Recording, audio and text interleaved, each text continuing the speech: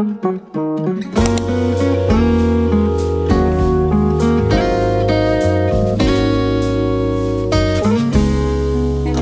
hi guys. Gusto ko lang mag-good night kasi tomorrow magja-jog ako. Yes, magja-jog ako. Bye-bye! Good night! Good morning guys. Time check. It's already... Anong oras na? It's already 6:07 in the morning. And sabi ko, di ba kagabi, mag-run ako. And I'm so happy na itutuloy ko siya right now.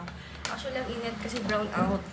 Actually, ito rin yung reason bakit ko itutuloy. Kasi brown out. Like, nagising na nga ako sa alarm ko. Tapos, ano gagawin ko? Brown out. Kaya magtatakbo-takbo na lang ako dyan. Or lakad-lakad dyan. Uy, not sponsored, obviously.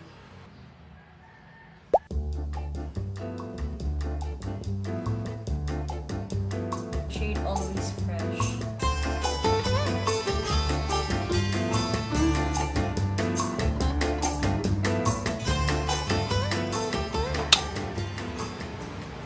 Yay! May kuryente na guys.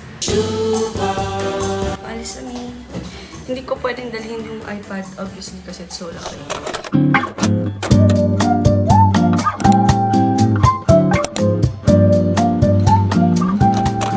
Hi guys! So, I just got home. Low-key pagod, but yes, I'm happy. Like, alam mo yun, parang I feel energized na after that walk, after that quick run. Hindi naman ako super tumakbo doon. More on walking ang ginawa ko. Mag-rest muna ako, then after that, magawin ko yung ibang gawain. In person, low-key no hulas. Hoy, ang ganda na in person, yung finish. It's giving, ito, MLBB, My Lips But Better. That's O2O in the shade Revolt /M17. And then yung blush ko from Vice Cosmetics in the shade Always Fresh. Hindi na siya super halata, pero in person, like sa salamin, meron pa yan. Slide. Ang ganda ko. Appreciation lang. Ganda ko, di ba? Anyways, guys, look at this one. Obsessed ako lately kay Lupi. That's why, bumili ako ng charger protector na Lupi. Actually, super dalang lang ng Lupi charger protector. And I'm so happy na nakita ko siya. Yes, Lupi. Lupi, my love. I love her. Actually, matagal na siyang hype sa mga kababaihan. Pero ngayon lang ako nakarelate kasi ang hilig ko na sa pink lately. Tapos, naman talaga, cute siya. Character siya sa Pororo and Friends. Cartoon siya na pinapanood ko pala before nung bata ko. Tapos, munti ko na siya nakalimutan. Si Lupi pala yung pink na yun. Wala na sineryoso ko. This super naging, what? Ang dami kong say last year, no?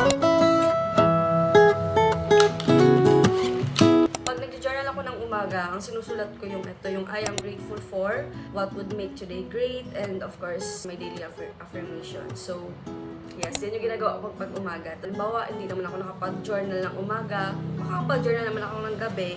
So, ang ginagawa ko nun, yung journal ko, sinusulat ko kung ano yung highlight ng day kong yon. Yung na-feel ko, gusto kong i-share, sinusulat ko, nag-rant ako, nag-vent ako, nag-share ako, nag-chichika ako sa journal ko. So, for me, healthy siya, you know, daily affirmation, I am constantly growing, learning, and evolving. And every challenge I face is shaping me into a stronger and wiser version of myself. Kasi totoo naman, di ba? We are constantly growing, learning, evolving. Kumbaga, tayo, work in progress tayo. Walang taong fully matured na, fully developed. Kasi, you know, every day, at least 1% nag-grow tayo. As in, madami pa tayong dapat matutunan sa buhay. You know, every challenge I face is shaping me into a strong and wiser version of myself. Kasi totoo naman, kahit yung mga negative na nangyari before, if ipapractice mo yung sublimation, actually yung sublimation na term, natutuhan ko lang siya sa TikTok. Tapos na-realize ko, matagal ko na pala siyang ginagawa. Kasi meaning to say, based sa pagkakaalam ko, ang sublimation is that tina-transform, iti-turn mo yung negativity into positivity. I'm using this one for my fungalak. Sa malayo, parang ang clear. Glowy. Pero, glowy siya because of this ointment kasi I'm dealing with fungal acne. Based sa research ko, fungal acne siya, guys. Ang kati niya, makati talaga siya. And yung fungal acne, malilito ka if fungal acne siya or hormonal acne or yung, I don't know. Iba kasi yung treatment daw sa fungal acne. For my hair, I'm gonna use this one. Watch me declutter, guys, kasi it's Sunday. Ito na lang ang pahinga ko kasi may Saturday class na ako.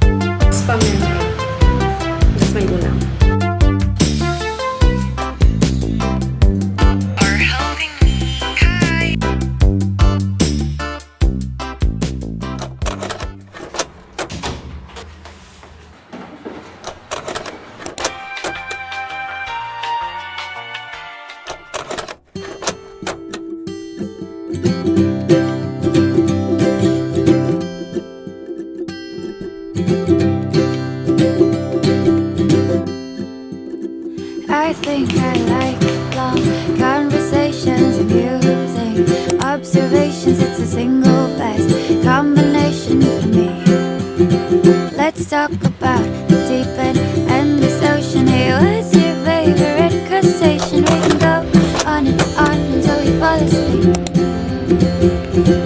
'Cause this is how things start. A thunderbolt through the heart. When we do it. Hi guys, kanina pa ako nandito. Dito na rin ako mag-dinner. Dami ko namang nabasa kanina. Pero it doesn't mean na patapos na ako kasi ang dami po talaga po. I tell you I like going exploration, recounting scenes and animation. How we wish. Hi guys, good evening. Just got home. I feel productive this day. Pero alam mo yun, after ng madugo kong sked kasi, the second sem, actually first sem madugo din eh. Parang na-realize ko yung importance of time. Uy, parang kala mo talaga hindi parang kala mo hindi nagpa-procrastinate. Pero alam mo yun, may times talaga na productive ako, may times na hindi. So, kung ano yung nakikita nyo dito sa vlog ito na parang ang productive no naman, Ate Angel. No, hindi ito lagi ganito, be. Okay? Hindi talaga ito lagi. Nagiging transparent ako kasi alam ko kasi yung feeling na parang na-pressure ka kasi nakikita mo yung iba na parang almost perfect yung ano, pero hindi naman pala talaga. Kasi alam kong i-face din kayong gano'n na minsan productive kayo, minsan hindi. Importante, tinatry mo parang kung ano yung kaya mo, gano'n, you know. Kumbaga, I'm so happy sa kung ano yung na-accomplish ko this day. Ayun, I'm so happy, you know. My heart is filled with so much gratitude and happiness, gano'n. Talagang ina-enjoy ko yung quality time ko with myself. So kung kayo guys, you know, kung gusto nyong maging comfy sa sarili nyo, I recommend you to go on solo dates as well. Magiging introspective kayo lalo, gano'n. Marami kang ma-realize kapag nag-isa ka rin. Pero anyways, lahat ang sobrang masama, okay? Dati ano ko be, talagang mag-isa lang lagi. No, important pa rin na i-balance. I think I'm gonna end this vlog na here kasi ayun, may mga gagawin pa ako kasi iniwan ko yung kwarto kong makalat, kailangan ko mag-declutter, kailangan ko pa mag-study ulit and mag-ready para bukas ng mga gamit, uniform and all, and ako mismo. I have to prepare myself for tomorrow kasi Monday na tomorrow and that means balik din naman sa realidad. Actually, kahit yung Sunday, realidad pa rin. Hindi ako natatanggalan ng trabaho ng gawain, I mean. Pero this is privilege, you know. I get to study. I get to learn. Mindset shifting.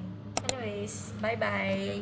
Please take care of yourself. Drink water, please. Tapos kain kayo sa tamang oras. Balance yung pagiging productive and rest as well. Actually, rest is also productive kasi source of energy rin natin yun. Isa sa mga source of energy. So, i-balance natin lahat. Okay? At sana ma-apply ko rin sa sarili ko, no? Anyways, bye-bye. Bye-bye!